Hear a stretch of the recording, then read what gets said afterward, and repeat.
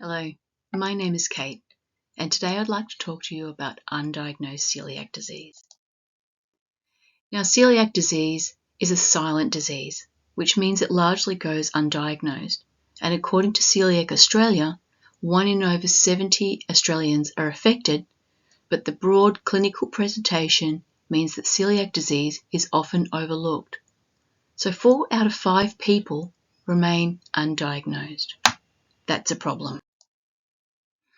Now, celiac disease is commonly misunderstood, or it's got some particular thoughts around it that people think are very common, popular thoughts, if you will. People think that celiac disease is simply an allergy to wheat. It's a fad diet, something that's trendy at the moment because you'll see lots of GF labelled foods. But is it really? GF label means free of gluten. Is it? If it's sitting in a cupboard full of other gluten products where there's crumbs all around, is it actually gluten-free? And that celiacs are seen as being thin, underweight, and have rampantly loose stools. But let's discuss this further. So celiac disease causes internal damage, extensive internal damage, but it really has no outward signs.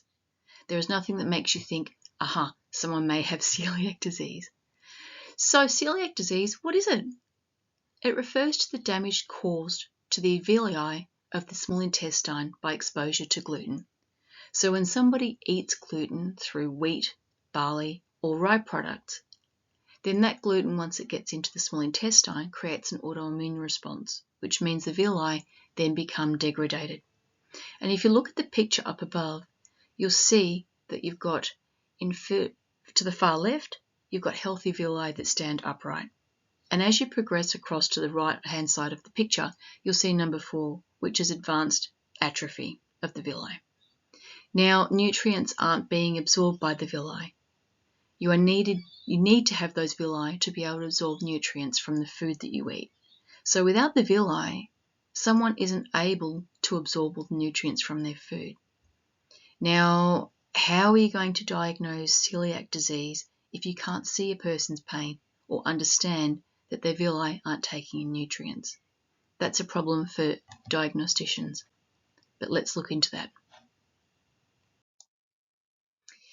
Now, the problem with celiac disease is that because it is largely silent and there aren't any outward signs of having it, it becomes very difficult for doctors to diagnose, hence why it's underdiagnosed in Australia. So let's have a look at some of the reasons why it might be difficult to diagnose. It's an autoimmune disease that has no definitive outward signs or pain or damage to the celiac sufferer. The only way to really diagnose is to take a blood test and do a biopsy, which is considered the gold standard. It's very invasive. Third, the villi absorb the nutrients from the food. So how do you test for that? How do you know that's a problem? It's very difficult. So damaged villi mean that there's reduced or no nutrient absorption. And that can actually be a plus for the practitioner. You'll find out why. So nutrient deficiencies are one of the surefire ways of discovering that there is villi atrophy. However, nutrient deficiencies are often attributed to other illnesses or disorders or things going on in the body. So if you look at nutritional deficiencies, and they can be checked by blood tests and so forth, there's a few common ones that doctors will check for in a routine blood test. Firstly, iron, but that can be seen as being caused by general anemia, infections, or vegans who have a lack of animal iron or heme iron generally show signs of being anemic, i.e. having a lack of iron in their blood and having stores of iron. B12, vitamin B12, that's commonly seen as being a problem of being a vegan because B12 is only found in animal foods. So a dietitian or a doctor will look at a blood test and ask if the person's vegan, and if they say yes, that will be seen as the particular problem. Or there can also be B12 anemia, and that usually has to do with dietary problems lack of intake, and also infections and so forth, other diseases. Now, vitamin D, which has come up in the popular culture lately for reasons not unknown to all of us all. Now, vitamin D can be seen as a lack of sun exposure, and it's been a problem in the last 20 years when we've had slip, slop, slap and putting on sunscreen as the norm. The other thing is it can be a lack of oily fish and foods that contain vitamin D, which, because of mercury concerns, people aren't eating as much as they used to. Then there's also calcium. Now, lactose intolerance can be a big problem there, so people are afraid to eat a lot of dairy and calcium-rich foods. Then there's also osteoporosis, which is another cause for calcium being leached out of the body. Now, if doctors are attributing nutritional deficiencies to these other causes and not looking at celiac disease, that's a problem. So what can you do? You can look beyond the obvious. The doctors can look beyond the obvious. Now, if you have noticed a cluster of deficiencies that can't be explained away by veganism or general anemia or other infections, which are then confirmed by other blood tests or other results, you need to start looking into why you've got these nutritional deficiencies. You can consider things, atypical symptoms such as weight loss, hair loss, bloating, gas, and dental problems. All of these things are related to celiac disease and often become obvious once a person is actually diagnosed, not prior to diagnosis, something we need to really be mindful of. It's more particular and picked up in children than it is in adults, sadly.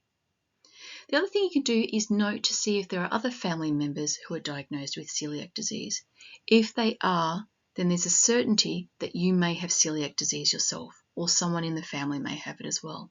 So look to all these symptoms, look to all the nutritional deficiencies, and piece it together. Your doctor will be grateful as well for any kind of insight that you can give. So let's recap and go through the final takeaways that I'd like you to take from this presentation. First, celiac. It's an autoimmune disease that is caused by gluten attacking the small intestine. The villi in there become atrophied because of that exposure. Second, celiac has silent symptoms. Many don't have overt pain or symptoms that point to them having celiac disease. Now, a great way, well, it's not really a great way, but one way that people can piece together that they have celiac disease is that nutritional deficiencies will be clustered. So you might have vitamin D, low calcium, low vitamin B12, and also iron. So it might be the only clue that you have celiac disease. And lastly, look for supporting information. So consider gathering other symptoms that you may have that seem unrelated. It might be something that actually makes the doctors think, aha, could be celiac disease.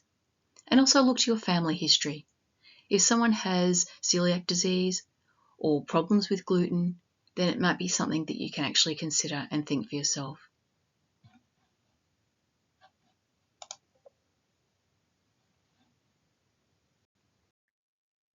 As an aside, I've made some reference notes throughout the presentation, and if you go back to the slides and notice a little number listed in white next to a statement or some claim, I have it referenced here on the page. So please pause and have a look at the references if you would like further information. And finally, I'd like to say thank you for listening to this presentation. I am a celiac myself, and it had taken decades for me to be diagnosed.